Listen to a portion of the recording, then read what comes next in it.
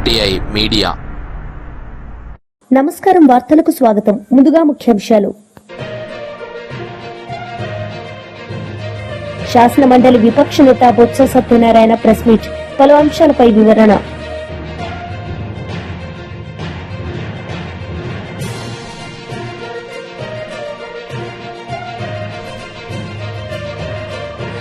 MLA Harish Rao power point presentation, పాల్గొన్న BRS నేతలు.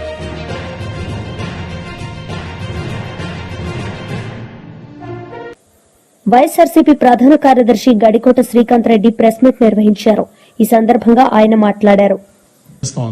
ఇటువంటి పరిస్థితులలో ఇవన్నీ ఉన్నాయి కదా అని ఆలోచన చేసి 800 లెవెల్లో రోజుకు 3 టీఎంసీ రాయలసీమకు లిఫ్ట్ చేసే విధంగా రాయలసీమ లిఫ్ట్ ఇరిగేషన్ చేసి కంప్లీట్ కి వస్తే ఈ రోజు రేవంత్ రెడ్డి గారికి తాకట్టు పెట్టి మరొక పక్కన తప్పుదోవ పట్టించేందుకు కేంద్ర ప్రభుత్వం వాళ్ళు ఎన్విరాన్మెంట్ క్లియరెన్స్ ఇవ్వలేదు అని మాట్లాడేవాను. నీ మద్దతుతో కేంద్ర ప్రభుత్వం నడుస్తుంది. ఎవరినైనా ప్రశ్నిస్తాను, ఎవరైనా నిలదీస్తానని మాట్లాడేటువంటి వ్యక్తి పవన్ కళ్యాణ్ గారు కేంద్రంలో చక్రం తిప్పుతున్నారు నీతో పాటి. మీరిద్దరు అలయన్స్. ఇంత జరుగుతున్నా ఆయన అటవీ శాఖ మంత్రిగా ఉండి రాయలసీమ ప్రాంత ప్రయోజనాలను తాకట్టు పెడుతుంటే చంద్రబాబు నాయుడు గారు ఎందుకు ప్రశ్నించలేకపోతున్నారు? ఎందుకు నీ యొక్క పరిధిలో ఉన్నటువంటి ఎన్విరాన్మెంటల్ క్లియరెన్స్ లేదు అని అసత్యమైనటువంటి మాటలు చెప్పినట్టుగా ఇప్పుడు ప్రూవ్ అవుతోంది. మరి ఇంకొక మాట మాట్లాడుతూ రేవంత్ గారు, నేను అనేకమైనటువంటి ప్రయోజనాలు ఈ రాష్ట్ర ప్రభుత్వానికి చేశాను చెప్తే 2 రాష్ట్రాల ప్రయోజనాలు దెబ్బతింటాయన్నారు. ఇది ఒకటే మచ్చుకు చెప్పారు. ఇంకా ఏ రకాలుగా ఈ ఆంధ్రప్రదేశ్ రాష్ట్రాన్ని తాకట్టు పెట్టాడో మాకైతే భయాందోళనగా ఉంది. కేవలం నీ యొక్క కేసులకు భయపడే తాకట్టు పెట్టామేమో అనిపిస్తూ ఉంది. ఎవరన్నా అటువంటి ప్రయోజనాలను తాకట్టు పెడతారని ఈరోజు నీ చేత్తో స్వయంగా నువ్వే మరణశాసనం రాసావు కదా రాయలసీమకి. క్షమాపణ చెప్పాల్సినటువంటి క్షమాపణ కాదు, నువ్వు రాజకీయాల నుంచి వైదొలగాల. లేదు నీకు అంత ఇంట్రెస్ట్ లేదు అనుకున్నప్పుడు, రాయలసీమ ప్రాంతమైన విద్వేషం ఉన్నప్పుడు చెప్పు, మా దారి మేము చూసుకుంటాం, మా బతుకులు మేము బతుకుతాం. హైకోర్టు ఇస్తే హైకోర్టు వద్దంటివి, లా యూనివర్సిటీ వస్తే నిర్దాక్షిణ్యంగా తరలిస్తేవి. ఇంత ద్వేషం పెట్టుకుని ఒక ప్రాంతం పైన అన్యాయం కాదా ఇది? ఒక పక్కన పాలమూరుకు సంబంధించినటువంటి జిల్లాలలో కరువు గురించి వాళ్ళు బ్రహ్మాండమైనటువంటి ప్రెజెంటేషన్స్ ఇచ్చి మాట్లాడుతుంటే, నువ్వు రాయలసీమ గురించి ఇటువంటి అవసరాలు ఉన్నాయి, మా ప్రయోజనాలు ఇవి అని చెప్పి మాట్లాడేటువంటి నాలెడ్జ్ నీకు లేకపోతే ఎలా? ఎందుకంటే ఆ ప్రాంతంలో బతికిన వాళ్ళం, కరువును చూసినటువంటి వాళ్ళం, గెంజి కరువులు చూసినటువంటి వాళ్ళం, నీటి కోసం కటకట అని చెప్పి మంచినీళ్ళ కోసం చేయిజాచి అనుకున్నటువంటి వాళ్ళం. అక్కడ మాకు తెలుస్తుంది ఆ నీళ్ళ కష్టం ఏంటో. ఆ నీళ్ళ కష్టం నుంచి ఎలా బయటపడాలని దారి చూపించినారు రాజశేఖర రెడ్డి గారు. దాన్ని కొనసాగిస్తూ జగన్మోహన్ రెడ్డి గారు రాయలసీమ లిఫ్ట్ ఇరిగేషన్ తీసుకొచ్చి ఎన్నో రకాలుగా అది ఉపయోగకరము అని చెప్పి అందరినీ కన్విన్స్ చేస్తే, బలవంత పెట్టి నీకున్నటువంటి ఫ్రెండ్షిప్, నీకున్నటువంటి లావాదేవీలో, లేకపోతే నీ చేతిలో చంద్రబాబు నాయుడు గారు చిక్కుకొని ఉన్నారు ఓటుకు నోటు కేసులో అని చెప్పి భయపడో ఏది భయపడించుకున్నారో తెలియదు కానీ రాష్ట్ర ప్రయోజనాలు తాకట్టు పెట్టడం సమంజసమా అని చెప్పి అడుగుతున్నాను. ఏ ప్రాంతానికి సంబంధించిన ఆ వ్యక్తి ఆ ప్రాంతం గురించి చూసుకోవాలి. ఎస్, రేవంత్ రెడ్డి గారిని తప్పులు పడు, ఆయన ప్రాంతం ముఖ్యమంత్రి కాబట్టి తెలంగాణ ప్రయోజనాల కోసం ఏమైనా చేస్తానని మాట్లాడాడు. నువ్వెందుకు తాకట్టు పెట్టావు? ఇదే స్థితిలో జగన్మోహన్ రెడ్డి గారు ఉన్నారు ఆ రోజున, నా ప్రాంతం కోసం ఏమైనా చేసుకోవాలి అని చెప్పి. రాజకీయ నాయకులు ఆ ప్రాంతానికి ప్రాతినిధ్యం వహించేటప్పుడు ఆ పట్టుదల ఉండాలి. ఆ పట్టుదల లేక రాష్ట్రంలో ఏదో ఏదో జరిగిపోతుంది, జగన్మోహన్ గారు ఏదో తప్పు చేశారని చెప్పి ఎంతసేపు ఆ భ్రమలో సృష్టించి రాష్ట్ర ప్రయోజనాలు తాకట్టు పెడుతున్నటువంటిది మీరు. ఎందుకు జగన్మోహన్ రెడ్డి గారు విధ్వంసం చేశారని మాట్లాడుతూ, ఎవరు విధ్వంసం చేసింది?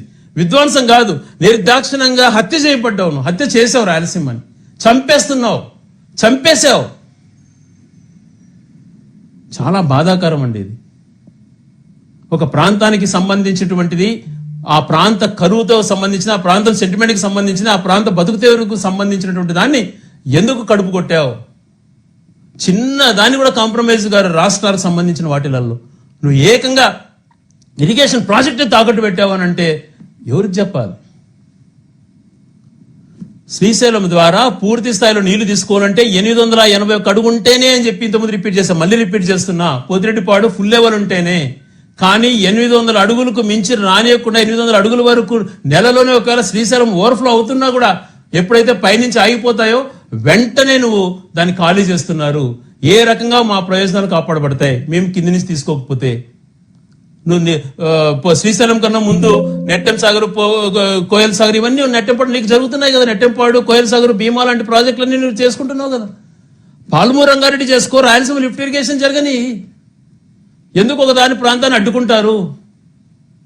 అందుకనే కదా అన్ని ప్రాంతాలు బాగుండాలన్న గొప్ప ఆలోచనతోనే కదా పోలవరం ప్రాజెక్టు కోసం ఆ రోజు అంత కష్టపడింది రాజశేఖర రెడ్డి గారు.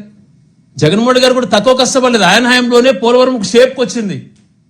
నువ్వు ఒకటి నిర్మించాల్సిన చోట ఒకటి నిర్మించి పోలవరాన్ని దాన్ని నాశనం. కొండగట్టు ఆంజనేయ క్షేత్రం అభివృద్ది పనుల శంకుస్థాపన కార్యక్రమంలో టీటీడీ చైర్మన్ శ్రీ బిఆర్ నాయుడు పాల్గొన్నారు. ఈ సందర్భంగా ఆయన మాట్లాడారు. ఇక్కడ జరుగుతున్నటువంటి కార్యక్రమానికి ముఖ్య ఆద్యులు ఆంధ్రప్రదేశ్ రాష్ట్ర ఉప ముఖ్యమంత్రి శ్రీ పవన్ కళ్యాణ్ గారి ఆధ్వర్యంలో వారు టీటీడీ బోర్డుకి ఒక లేఖ ద్వారా మాకు విన్నపం చేశారు. కొండగట్టులో కొన్ని కార్యక్రమాలు చేయాలని. ఆ లేఖని రాష్ట్ర ముఖ్యమంత్రి చంద్రబాబు నాయుడు దృష్టికి తీసుకెళ్లాం. వారు వెంటనే ఆమోదించారు. ఆ తర్వాత బోర్డు మీటింగ్లో పెట్టి దాన్ని శాంక్షన్ చేయడం జరిగింది. ఈ సందర్భంగా ఇవన్నీ కూడా కర్త కర్మ క్రియ ఇక్కడ రావటానికి, ఈ కార్యక్రమాలన్నీ జరగటానికి, ఇక్కడ జరుగుతున్నటువంటి అభివృద్ధి కార్యక్రమాలకి ముఖ్య కారణం శ్రీ పవన్ కళ్యాణ్ గారు అని తెలియజేసుకుంటూ, టీటీడీ ఆధ్వర్యంలో ఇక్కడ బ్రహ్మాండమైనటువంటి ప్రోగ్రాం చేయబోతున్నాం. దానికి మీ అందరి సహకారం కావాలి. మాకు అవకాశం ఇచ్చినటువంటి మీ అందరికీ పవన్ కళ్యాణ్ గారికి కృతజ్ఞతలు తెలియజేసుకుంటున్నాను. ఓం నమో Venkateswara. MLA Harish Rao power point presentation ఇచ్చారు. ఈ కార్యక్రమంలో పలువురు పాల్గొన్నారు. నల్గొండ జిల్లాలకు మరణ శాసనం రాసిందే ఈరోజు కాంగ్రెస్ పార్టీ. ఇవాళ కాంగ్రెస్ పార్టీ నాయకులు మాట్లాడుతూ ఉంటే నవ్వు వస్తా ఉంది. అసలు ఏలేశ్వరం దగ్గర కట్టాల్సిన నాగార్జున సాగర్ ప్రాజెక్టును నందికొండకు మార్చి కూడా మన నల్లగొండ మహబూబ్ నగర్ జిల్లాలకు అన్యాయం చేసింది కాంగ్రెస్ పార్టీ. ఇలా వాళ్ళు నీళ్ళ గురించి మాట్లాడుతున్నారు. అసలు 600 కిలోమీటర్ల గోదావరి, 300 కిలోమీటర్ల కృష్ణా నది ప్రవహిస్తున్నటువంటి ఈ ప్రాంతంలో తాగునీటికి సాగునీటికి గోసపడే పరిస్థితి వచ్చిందంటేనే 60 ఏళ్లు ఈ రాష్ట్రాన్ని పాలించినటువంటి కాంగ్రెస్ తెలుగుదేశం పార్టీలు ఇవాళ గోదావరిలో మన పరివాహక ప్రాంతం 79% ఉంటే కాంగ్రెస్ తెలుగుదేశం పాలనలో మనకు దక్కింది 15%. కృష్ణా పరివాహక ప్రాంతం దాదాపు 69% ఉంటే మనకు దక్కింది 34%. కానీ వాస్తవ వినియోగం అయితే కృష్ణాలో రాష్ట్రం ఏర్పడ్డ నాడు కేవలం 15% మాత్రమే ఉండేది. ఈ రకంగా కాంగ్రెస్ పార్టీ అసలు రాష్ట్ర విభజనలో కూడా సెక్షన్ 84 ను పెట్టి నీళ్ల పంపకాలు చేయాలని చెప్పి మనకు అన్యాయం చేసింది కూడా కాంగ్రెస్ పార్టీ. నిన్న రేవంత్ రెడ్డి మాట్లాడుతున్నాడు, సోనియా గాంధీ మనకు రక్షణలు కల్పించింది స్టేట్ రీఆర్గనైజేషన్ యాక్ట్ లో అని చెప్పి నేను బుక్ పట్టుకొని చదివింది. ఇది స్టేట్ రీఆర్గనైజేషన్ యాక్ట్. ఇందులో ఎక్కడ రక్షణలు కల్పించింది? నిన్న మాట్లాడింది రేవంత్ రెడ్డి గారు అసెంబ్లీలో 11th షెడ్యూల్లో స్టేట్ రీఆర్గనైజేషన్ కమిటీలో ప్రాజెక్టులు చేర్చి పాలమూరు రంగారెడ్డి ఎత్తిపోతల పథకానికి రక్షణ కల్పించింది అని మాట్లాడింది. I take out page number 118 11th schedule. ఇందులో పారాగ్రాఫ్ 10 లో పెట్టినవి కేవలం అంద్రినీవా, తెలుగు గంగా, గాలేరు నగరి, వెలిగొండ, కల్వకుర్తి, నెట్టంపాడు. మన తెలంగాణ రెండే పెట్టిండు, కల్వకుర్తి, నెట్టంపాడు. మన పాలమూరు ఎత్తిపోతలు పెట్టలే, మన దిండి ఎత్తిపోతల పథకం పెట్టలే. 11th షెడ్యూల్లో అవి ఉండుంటే ఇవాళ మనకు అనుమతులు వస్తుండే, మనం ఆ ప్రాజెక్టులు కొనసాగించుండే వాళ్ళం. ఇలా కాంగ్రెస్ చేసిన ద్రోహం అంతా ఇంత కాదు. రాష్ట్రాన్ని కలిపింది కాంగ్రెస్, మన విద్యార్థి యువకులను పొట్టన పెట్టుకున్నది కాంగ్రెస్, మన ప్రాజెక్టులను రద్దు చేసింది కాంగ్రెస్. చివరికి రాష్ట్ర విభజనలో కూడా పాలమూరు ఎత్తిపోతల పథకాన్ని, దిండిని 11th షెడ్యూల్లో పెట్టకుండా పాలమూరు రంగారెడ్డి జిల్లాలకు ద్రోహం చేసింది కాంగ్రెస్ పార్టీ. ఇంకా రక్షణలు కల్పించింది అని రేవంత్ రెడ్డి మాట్లాడుతున్నాడు. ఏం రక్షణలు కల్పించింది?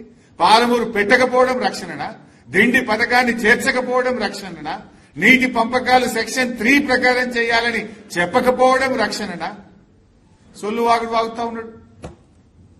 ఈ రకంగా నాడైనా నేడైనా ఇవాళ తెలంగాణకు నంబర్ 1 విలనే కాంగ్రెస్ అని మొదటి నుంచి కేసీఆర్ గారు చెప్తున్నటువంటి మాటలు ఇవాళ అక్షర సత్యమైనవి.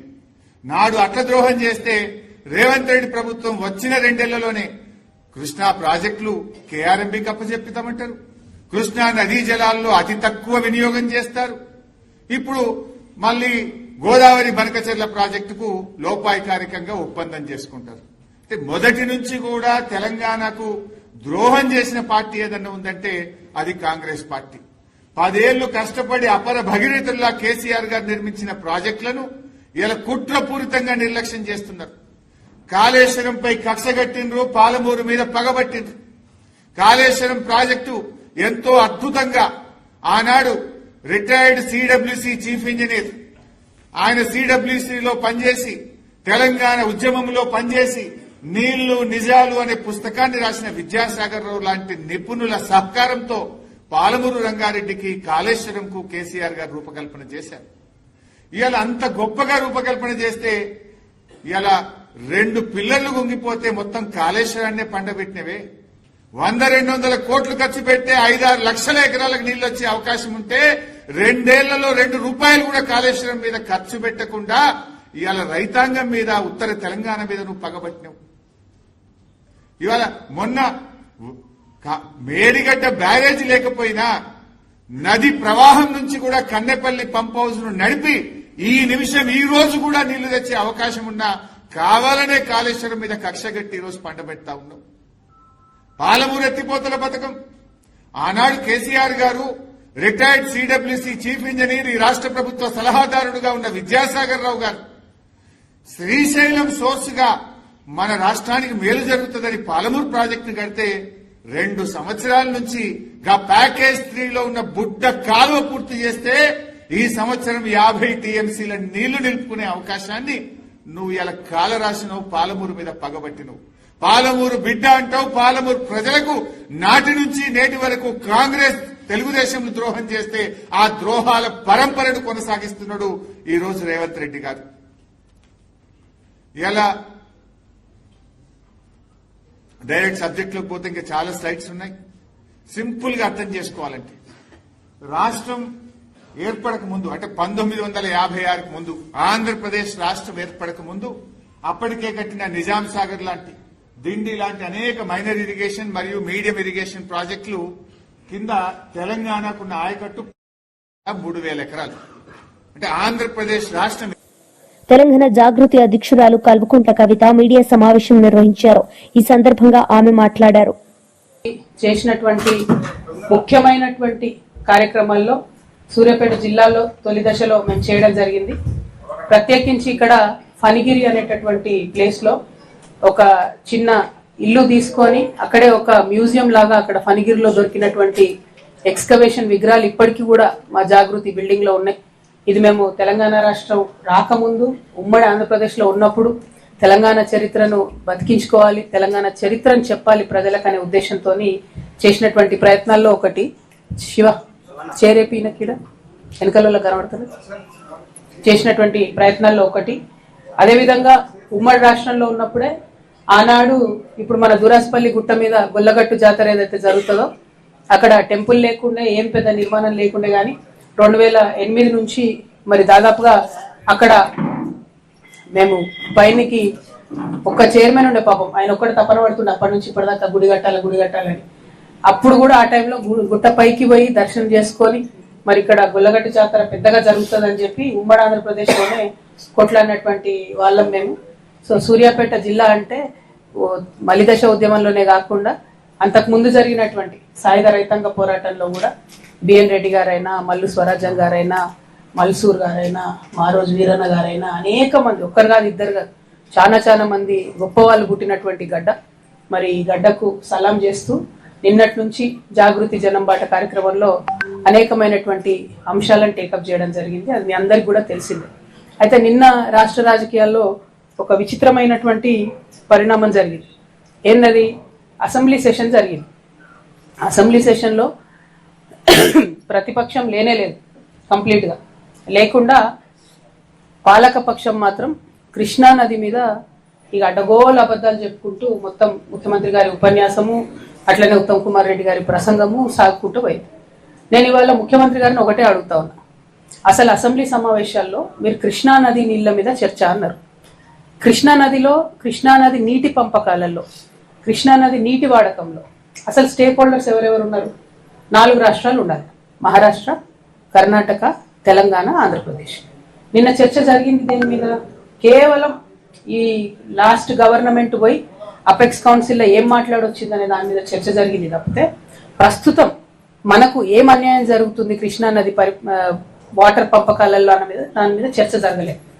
అయితే కాంగ్రెస్ పార్టీ ఎప్పుడైతే state reorganisation act Andhra Telangana విడిపోయినప్పుడు Krishna water river management board అనేది అయితే పెట్టిండ్రో దాంట్లోనే తెలంగాణకు అన్యాయం చేసింది.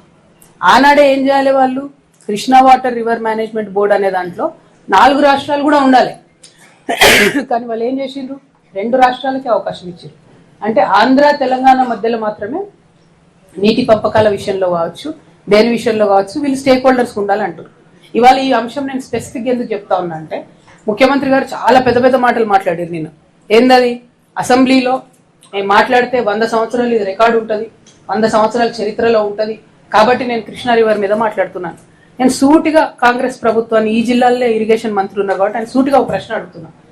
ఇవాళ కర్ణాటక ఆల్మట్టి హైట్ 5 టీఎంసీలు పెంచుకుంది, 10 టీఎంసీలు 5 మీటర్స్ పెంచుకుంది. 5 మీటర్లు పెంచుకుంటే 100 టీఎంసీలు నీళ్ళు అక్కడ ఆగుతాయి. అంటే 10 లక్షల ఎకరాలకు నీళ్లు ఇచ్చేంత నీళ్లు కృష్ణా నదిని కర్ణాటక ఆపుకుంటుంది. వీళ్ళు ఏం చేశారు? కాంగ్రెస్ గవర్నమెంట్ ఒక ఉత్తరాన్ని రాసి ఆడ పడేసారు. ఎందుకు నిన్న చర్చ చేయాలి చెప్పండి అసెంబ్లీలో? నిన్న చేసినటువంటి తీర్మానంలో 2 పాయింట్లు ఉన్నాయి.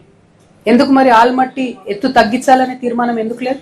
అంటే కృష్ణా నది మీద నిజంగానే చిత్తశుద్ధి ముఖ్యమంత్రి గారికి ఉంటే, కృష్ణా నది నీళ్లు తెలంగాణకు రావాలనే చిత్తశుద్ధి కాంగ్రెస్ గవర్నమెంట్ ఉంటే ఎందుకు ఆ విషయం చర్చ జరగలేదు? అంటే దాని మీద పట్టింపు లేదు, పొలిటికల్ అన్నట్టు. బీఆర్ఎస్ తిట్టాలి, ఇంకోటి అనాలి తప్పితే కృష్ణా నది నీళ్ల మీద లేదు. ఇక్కడ ఇంకొకటి ఉంది. ఓవరాల్ గా దేశవ్యాప్తంగా నదుల లింకేజ్, రివర్ లింకేజ్ ప్యాకేజ్ అనేది జరుగుతున్న సందర్భంలో కేంద్ర ప్రభుత్వం ఏం చెప్పింది? మేము ఏ ప్రాజెక్టుకు నేషనల్ ప్రాజెక్ట్ స్టేటస్ ఇవ్వనని చెప్పింది.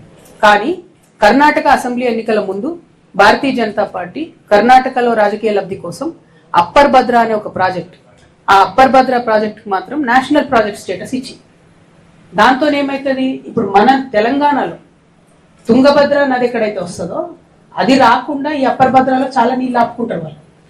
అంటే కృష్ణా నదిని పరిపుష్టం చేసేటటువంటి తుంగభద్ర నది, డైరెక్ట్ గా కృష్ణా నది మీద కడుతున్నటువంటి ఆల్మట్టి డ్యాము, ఈ రెండిటి మీద కూడా కర్ణాటక డైరెక్ట్ గా దాడి చేస్తుంటే ముఖ్యమంత్రి ఒక్క మాట కూడా ఎందుకు మాట్లాడలే నిన్న? అక్కడ కాంగ్రెస్ గవర్నమెంటే, ఇక్కడ కాంగ్రెస్ గవర్నమెంటే. మీరు పరిష్కారం చేసుకోవచ్చు కదా, చెయ్యరు. శాసన మండలి విపక్ష నేత బొత్స సత్యనారాయణ ప్రెస్ మీట్ నిర్వహించారు. ఈ సందర్భంగా ఆయన మాట్లాడారు.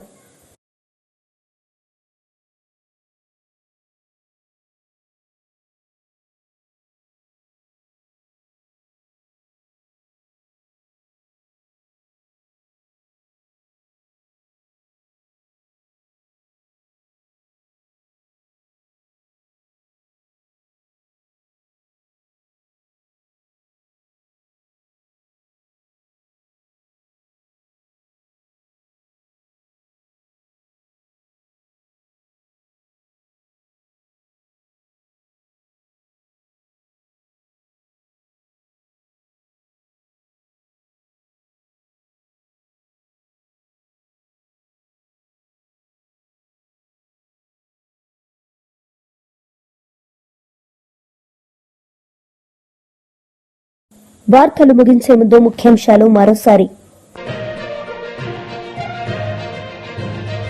శాసన మండలి విపక్ష నేత బొత్స సత్యనారాయణ ప్రెస్ మీట్, పలు అంశాలపై వివరణ.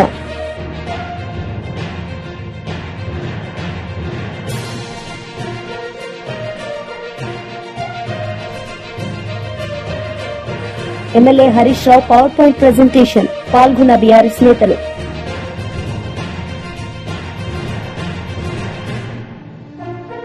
ఈ వార్తలు ఇంతటితో సమాప్తం. తిరిగి ప్రసారమయ్యే వార్తల్లో మళ్లీ కలుద్దాం. అంతవరకు సెలవు. నమస్తే.